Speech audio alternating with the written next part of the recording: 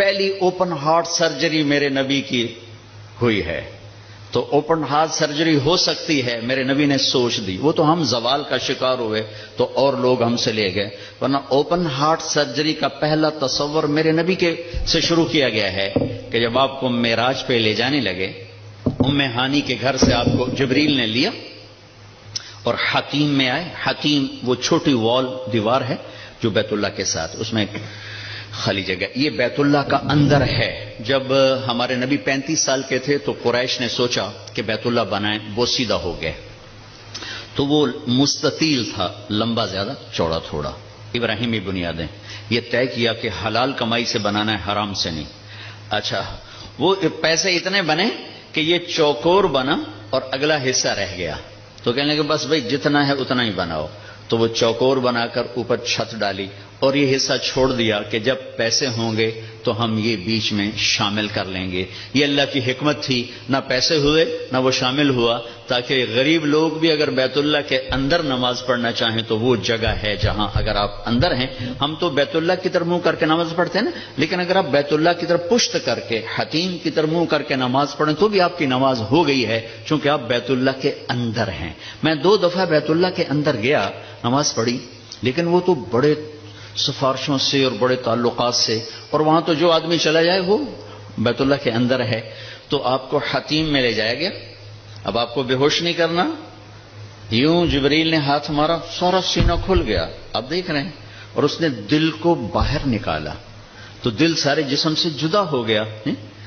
اور اس کے میرا بھائی ہارٹ اسپیشلسٹ ہے تو میں اسے سنتا رہتا ہوں، باتیں گھر میں ہوتی رہتی. اچھا نکالا، پھر اس کو زمزم کا پانی ایک ٹپ میں تھا، اس میں دھویا، اس کو دھویا، دھوتے رہے.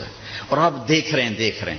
اس کے بعد ایک آسمان سے لائے تھے، وہ پورا نور کا ایک بھرا ہوا برتن تھا، پھر وہ سارا نور آپ کے دل میں انٹر کیا.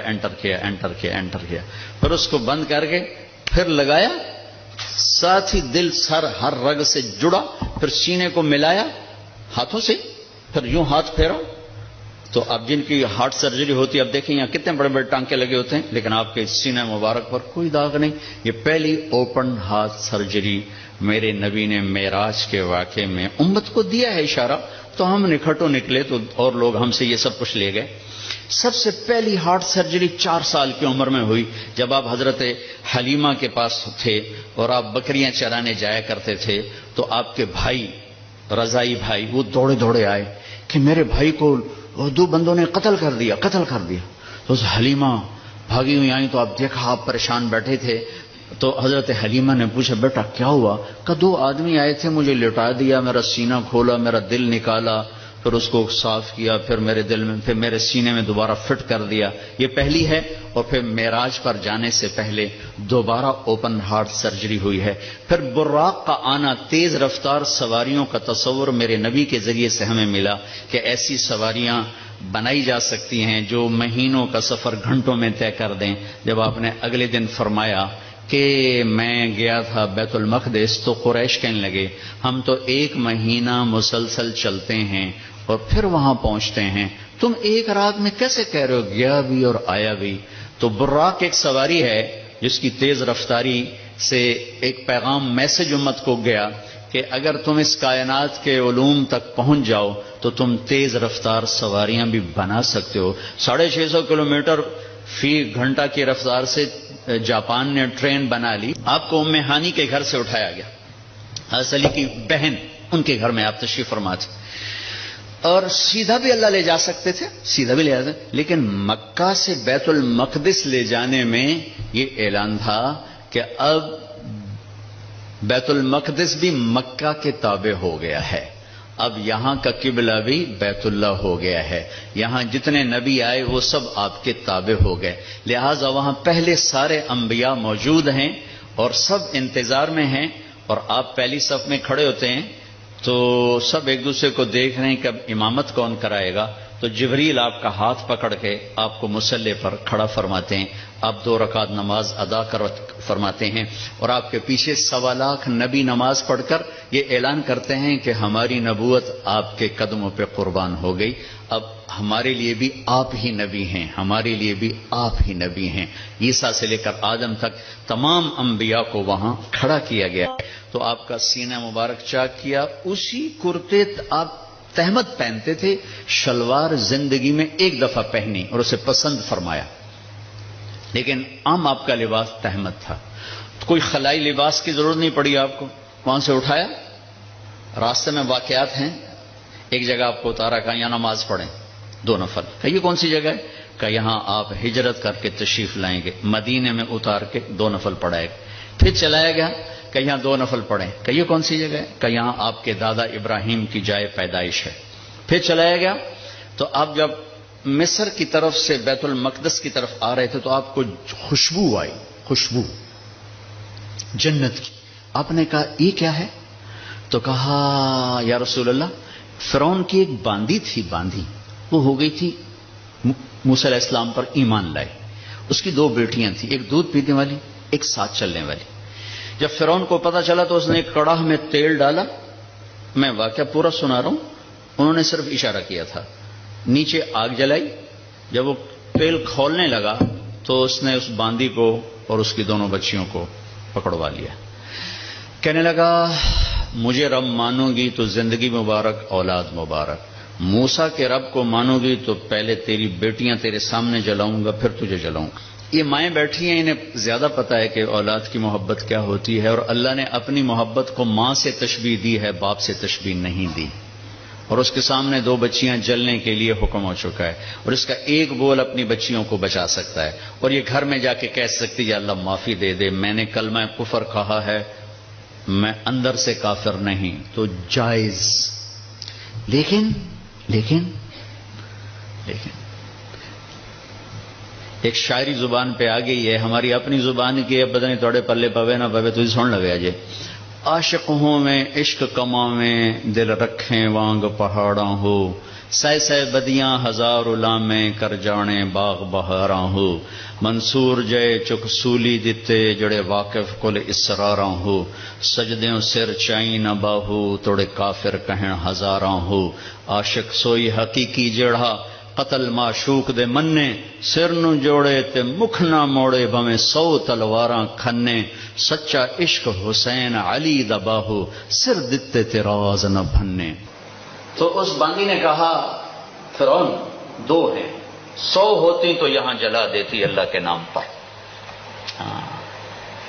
اس کو غصہ چڑھا، اس نے بڑی کو پکڑوایا اور یوں ڈالا، وہ چیختی رہی، مچھلی کی طرح تل گئی، پھر چھوٹی کو کھینچا اور اس کے سامنے یوں ڈال دیا، اس کی تو آہ بھی نہ نکلی، جب اس کو کھینچا تو نے کہا میری ایک خواہش، کیا؟ کہ جب میں بھی جل جاؤں تو ماں بیٹیوں کو جدا نہ کرنا، ہماری ہڈیاں کٹھی دفن کرنا کہیں۔ فرعون نے کہا ہاں ہو جائے، کود گئی وہ بھی، ان کی ہڈیاں نکال کے ایک جگہ دبا دی گئیں، یہ واقعہ ہے۔ اب میرے نبی وہاں سے گزرتے ہیں، مصر قریب ہوتا ہے، آپ کو جنت کی خوشبو آتی ہے، تو آپ فرماتے ہیں یہ خوشبو کہاں سے ہے؟ تو جبریل کہتے ہیں یا رسول اللہ، جہاں فرعون کی باندی اور اس کی بیٹیوں کی ہڈیاں دفن ہیں، جس دن یہ دفن ہوئی تھیں اس دن سے آج تک اور قیامت تک یہ خوشبو اسی طرح اٹھتی رہے گی، کائنات مہکتی رہے گی۔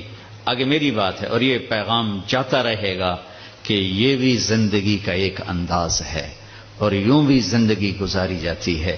جو کسی مقصد کے لیے جیتے ہیں اور مقصد پر مرتے ہیں وہ حسین بن جاتے ہیں، اور جو صرف پیسے پر جیتے ہیں اور پیسے پر مرتے ہیں وہ یزید بن جاتے ہیں۔ میری تاریخ گواہ ہے کہ اللہ نے اپنے قریب ترین لوگوں کو نیزوں پہ چڑھا دیا اور بدماشوں کو فرعون بنا کے تخت پہ بٹھا دیا۔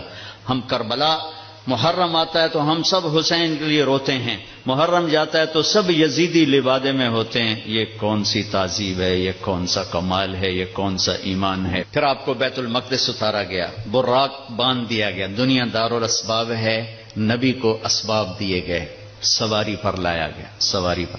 جب آگے جانا ہے تو اوپر والا جہان اسباب کا جہان نہیں ہے، وہ قدرت کا جہان ہے تو براق وہاں باندھ دیا گیا، اور اگلا سفر اب براق کے بغیر نہیں، 2 نفل پڑھایا گیا۔ اچھا ایک اور عجیب واقعہ یاد آ گیا، اس رات بیت المقدس کا دروازہ بند کرنے کی پوری کوشش کی چوکیدار نے، دروازہ نہیں بند ہوا،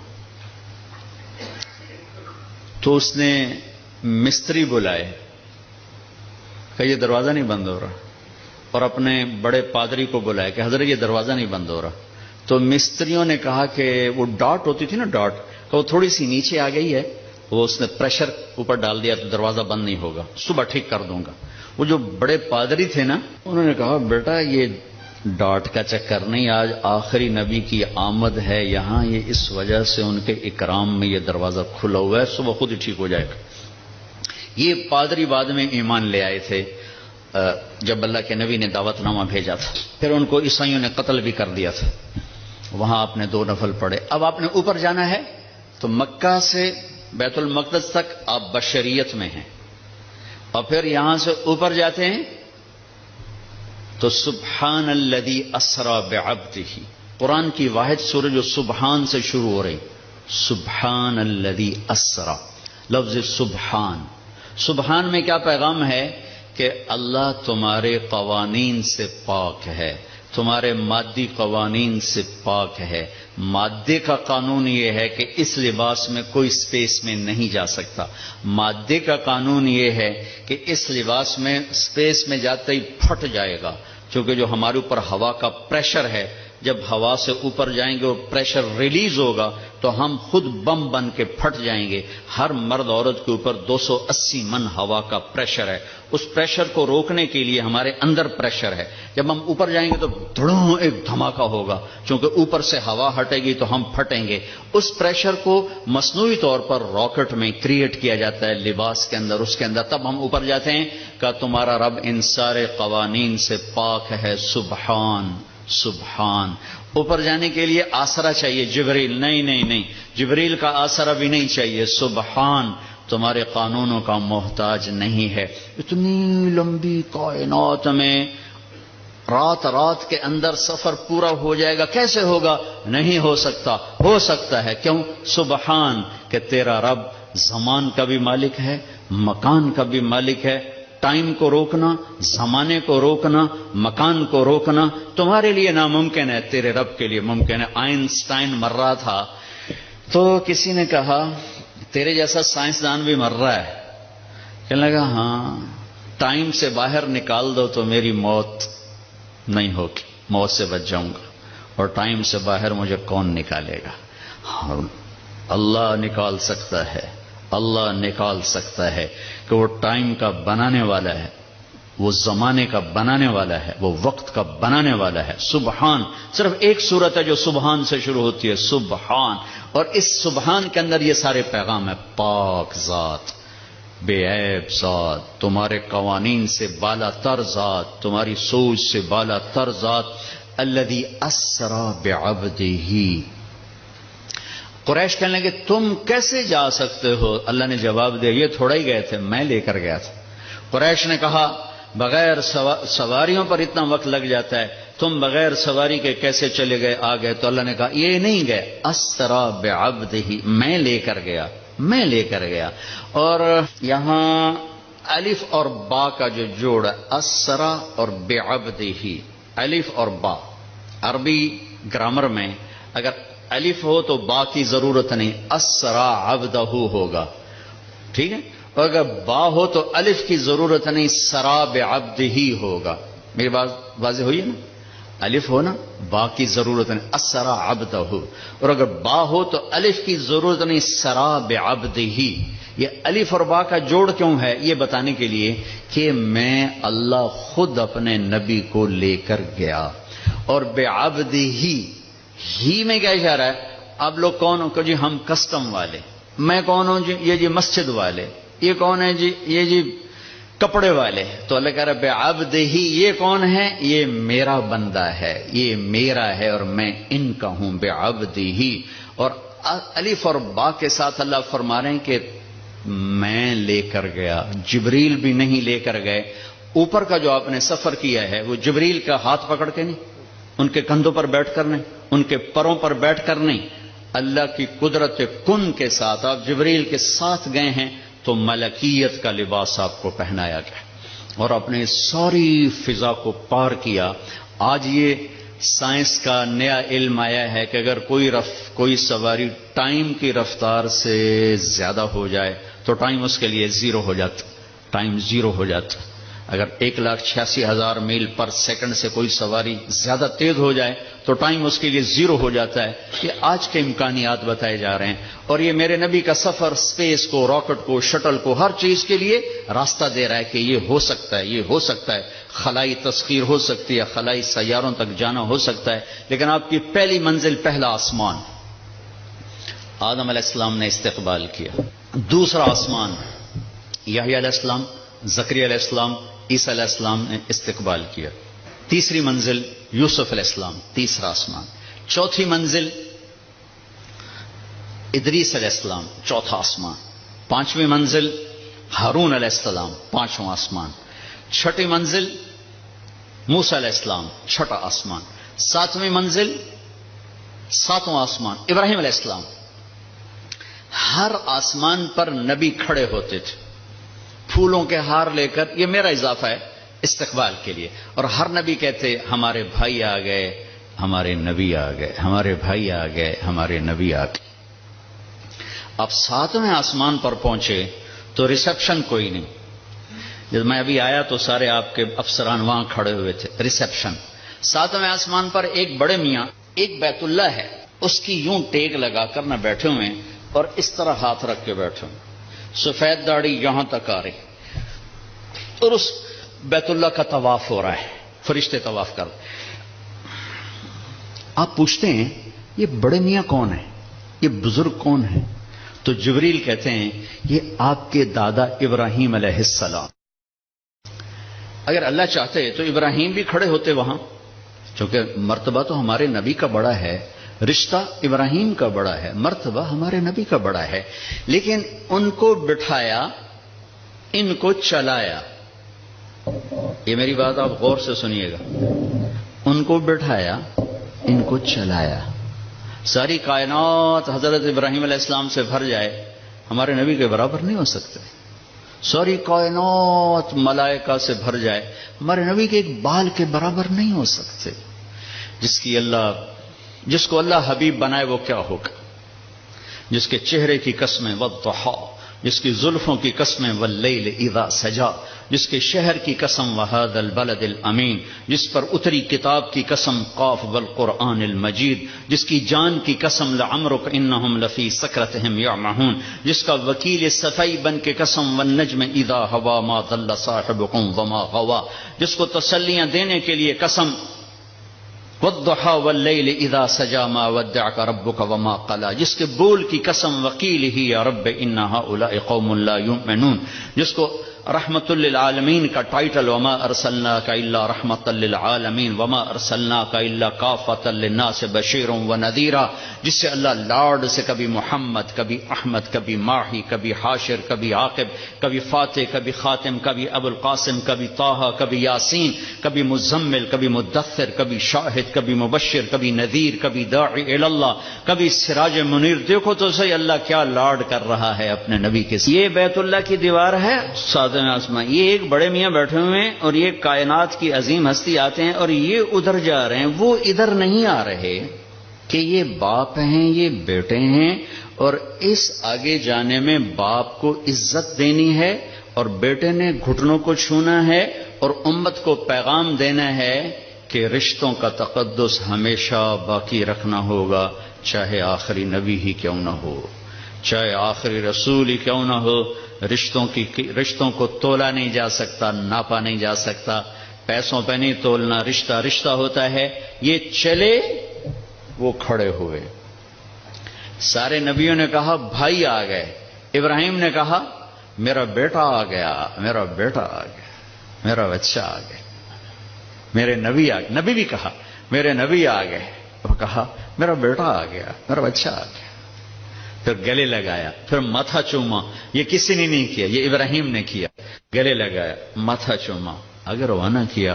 ایک پیغام ڈیلیور کیا کہ میرے نبی آپ اتنے مقام کے ہو کر بھی اپنی امت کو پیغام دیں کہ اپنے باپ کے آگے سر جھکائیں، اپنی امت کو پیغام دیں کہ ماں باپ کے رشتے کے سامنے اولاد کو بھی جھکنا پڑتا ہے۔ ابراہیم ملے اور اب جانے لگے تو کہا بیٹا اپنی امت کو میرا سلام کہہ دینا۔ سبحان اللہ، یہ رشتہ بہت گہرا تھا کہ اپنی امت کو میرا سلام کہنا، اور انہیں کہنا جنت خالی زمین ہے اور اس کے باغ باغیچے سبحان اللہ الحمدللہ لا الہ الا اللہ اللہ اکبر ہیں، جتنا کہیں گے اتنے درخت وہاں لگتے جائیں گے۔ اب آپ سدرۃ المنتہا پہنچے تو ایک آج کی اس میں آج کے لہجے کی گفتگو کہ جبریل نے کہا یا رسول اللہ آگے میرے پاس ویزا کوئی نہیں، آگے اور جہان ہے، ملکوتی جہان بھی ختم، ملائکہ کا جہان، سدرۃ المنتہا، یوں سمجھو جبریل اپنے گھر میں کہہ رہے ہیں یا رسول اللہ اس سے آگے میرے پاس ویزا کوئی نہیں، میں نہیں جا سکتا۔ کہا میں اتنا بھی آگے جاؤں گا نا ایک بالش تو میں جل کے راکھ ہو جاؤں گا، میں نہیں جا سکتا۔ تو یہاں آ کر ملکوتی حیثیت بھی ختم ہو کر کوئی اور حیثیت آپ کو عطا کی گئی، وہ اللہ جانے، اللہ کا حبیب جانے۔ عرش تک پہنچنے میں پہلی ہستی کامیاب ہو رہی ہیں، جبریل بھی کہہ رہے ہیں آگے نہیں جا سکتا یا رسول اللہ، بس ختم، میں ختم۔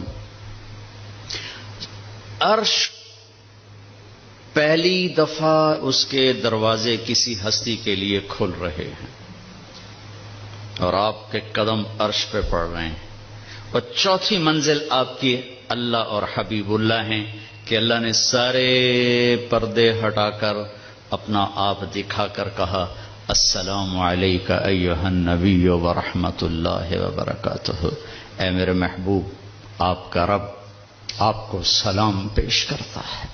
اور یہاں حبیب اور حبیب اللہ میں ملاقات ہے، ثم دنا فتدلى فكان قاب قوسین او ادنى۔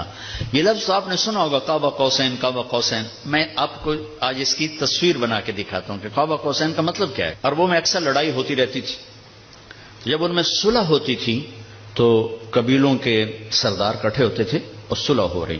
صلح کیسے ہوتی تھی؟ یہ ایک کمان ہے عرب سردار کے ہاتھ میں، یہ دوسری کمان ہے دوسرے عرب سردار کے ہاتھ میں، ان دونوں کی لڑائی ہے۔ یہ دو عرب سردار ان میں صلح کروا رہے ہیں، یہ دو ساتھ ان کے اس صلح کو پورا کرنے کے لیے آ رہے ہیں۔ اب یہ ایک محفل ہوتی تھی تو ایک عرب سردار اٹھ کے اپنی کمان یوں کرتا تھا، یہ کمان کا وہ دھاگا ہے جس کے اوپر تیر کھینچا جاتا تھا، اور یہ وہ لکڑی ہے، ٹھیک ہوگی یہ۔ اب یہ یوں آ کر اپنی کمانوں کے سرے یوں ملا دیتے تھے۔ آپ دیکھ رہے ہیں سارے، یہ قوس، یہ قوس، قوس کہتے ہیں کمان کو، یہ قاب ہے، یہ قاب، قاب قوسین، دو کمانوں کی قاب، یہ اور یہ اور یہ قاب، اور یہ قوس، یہ قوس۔ تو اس ملنے کو عربی میں کہا جاتا ہے قاب قوسین، کہ اب جیسے دو کمانیں ان کے کنارے آپس میں مل گئے تو یہ سردار بھی آپس میں مل گئے، اب ان میں لڑائی نہیں ہوگی۔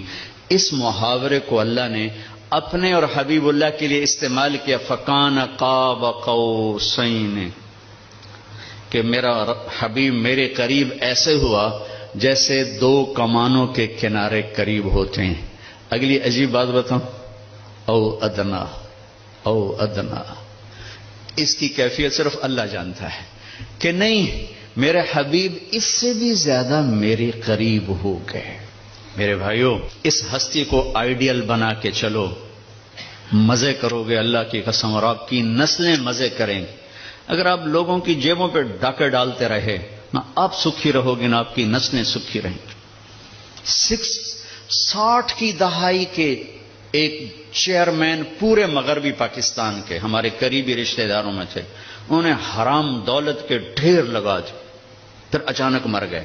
ایک دن ان کا بڑا بیٹا کہہ رہا تھا کاش ہمارا باپ ہمارے لیے حرام اکٹھا نہ کرتا تو کوئی خوشی کا دن ہم بھی دیکھ لیتے۔ اور میں نے اس آدمی سے ان کانوں سے سنا، میں اج مر جاواں میری دھی نو کسے دی پرواہ کوئی نہیں۔ بیٹی کمزور ہوتی ہے نا، بیٹوں کا نام نہیں لیتا، بیٹی، میں اج مر جاواں میری دھی نو کسے دی پرواہ کوئی نہیں۔ ہائے ہائے ہائے، اس کا بیٹا کہہ رہا تھا کاش ہمارا باپ ہمارے لیے حرام اکٹھا نہ کرتا تو کوئی خوشی کا دن ہم بھی دیکھ لیتے۔ پیٹ پہ پتھر باندھ لیے کہ میری امت پیسے پر نہ بک جائے، چوپڑی روٹی پراٹھے اور انڈے پر نہ بک جائے. 3 دن کے فاقے برداشت کیے. آپ باغ میں تشریف لے گئے، کھجوریں گری پڑی تھیں، گندی کھجوریں جو گر جاتی، آپ نے اٹھائی، ہائے ہائے وجہ کائنات، ساری کائنات جن کے لیے بنائی، ایک گندی کھجور صاف کر کے منہ میں رکھی. ایک صحابی ساتھ ہے عبداللہ تو نہیں کھاتا؟ کہ یا رسول اللہ مجھے بھوک نہیں. بھوک کا مسئلہ نہیں تھا، وہ کھجور کھانا مشکل تھا. جی مجھے بھوک نہیں. کہ عبداللہ مجھے بھوک ہے، آج 4تھا دن ہے میں نے کچھ نہیں کھایا، 4تھا دن، مجھے 8 بجے تک چائے نہ ملے میرے سر میں درد ہو جاتا ہے. اور جی میں چائے نہیں پیتی، سرج پیڑ پہ گئی ہے. آج 4تھا دن ہے عبداللہ میں نے کچھ نہیں کھایا. گری پڑی کھجور صاف کر کے کھائی ہے. کسٹم والوں کو پیغام دیا ہے پیسہ سب کچھ نہیں ہوتا ہے، انسانیت بہت بڑی معراج ہے. اللہ کا ترازو پیسے کو نہیں تولے گا، تیرے کردار کو تولے گا، تیری سچائی کو تولے گا، تیری دیانت کو تولے گا. اللہ اور حبیب اللہ کی ملاقات ہے، قاب قوسین او ادنی. پھر وہاں سے آپ کی واپسی ہوئی ہے تو 50 نمازیں لے کر واپس آئے. میں اللہ پہ قربان جاؤں، اللہ نے 5 دینے تھیں، 50 کیوں دی ہیں؟ نماز کی اہمیت بتانے کے لیے کہ نماز بڑی عظیم چیز ہے. آگے آپ نے کچھ کہا ہی نہیں، چپ کر کے واپس آ گئے. تو میں نے کہیں پڑھا نہیں، لیکن مجھے لگتا ہے اللہ نے 6ٹھے آسمان پہ موسیٰ علیہ السلام کو کھڑا کر دیا، ہوگا چونکہ پڑھا ہوا نہیں، وجدان ہے. یا رسول اللہ کی ملاقات کیسی رہی؟ بہت اچھی رہی. کیا ملا؟ کہ 50 نمازیں. کہا توبہ یا رسول اللہ یہ کون پڑھیں گے؟ اب واپس جا کے تھوڑی کم کروائیں. واپس گئے، 5 کٹ. پھر آگے موسیٰ کھڑے تھے، کتنی؟ 5. نہیں یا رسول، واپس جائیں. پھر 5. 9 چکر لگے، آنا جانا 5. صرف یہ بتانے کے لیے کہ کسٹم والوں نماز بھی ایک بہت بڑا حکم ہے. جب 5 رہ گئیں تو موسیٰ علیہ السلام نے پھر کہا واپس جائیں، کوئی نہیں پڑھیں گے. آپ نے کہا مجھے شرم آتی ہے، اب 5 کم ہو رہی، اب جاؤں گا تو 5 کم ہو گئی تو پیچھے کیا بچا؟ میں نہیں جاتا. تو کہنے لگے چلو ٹھیک. میری امت پہ 2 نمازیں فرض تھیں، انہوں نے کوئی نہ پڑھی. یہ کسٹم والے 5 کے تھرو پڑھنے نہ، ایک نہیں پڑھنی، 5 کے تھرو پڑھنی. میں کہا نہیں میں نہیں، بس ٹھیک ہے. یہ پھر غیب سے آواز آئی اوپر سے، میرے حبیب آپ نے 5 قبول کی، ہمارے ہاں 50 ہی ہیں، آپ کی امت 1 پڑھے گی 10 لکھی جائیں گی، 1 پڑھے گی 10 لکھی جائے گی. تو یہ وہاں سے تحفہ لے کر آئے. وَلَقَدْ رَآهُ نَزْلَةً أُخْرَى عِنْدَ سِدْرَةِ الْمُنْتَهَى. پھر واپسی پہ جبریل سے پھر آپ کی ملاقات ہوئی. پھر وہاں سے واپس آئے اور پھر بیت المقدس پہنچے. پھر وہاں سے براق پہ سوار ہوئے اور صبح نہیں اسی وقت آپ کے سردی کا زمانہ تھا، بستر کی گرمائش ابھی ختم نہیں ہوئی تھی کہ واپس اپنے بستر پر تشریف لے آئے. صبح آپ نے حضرت خدیجہ سے کہا یہ ہوا ہے، میں بتانا چاہتا ہوں. وہ ڈر گئی، یا رسول اللہ لوگ تو بہت جھٹلائیں گے. کہا جھٹلائیں جو مرضی کریں، میں بتانا چاہتا ہوں. آپ حرم میں تشریف لائے اور آپ نے یہ اعلان کیا میرا رات یہ سفر ہوا.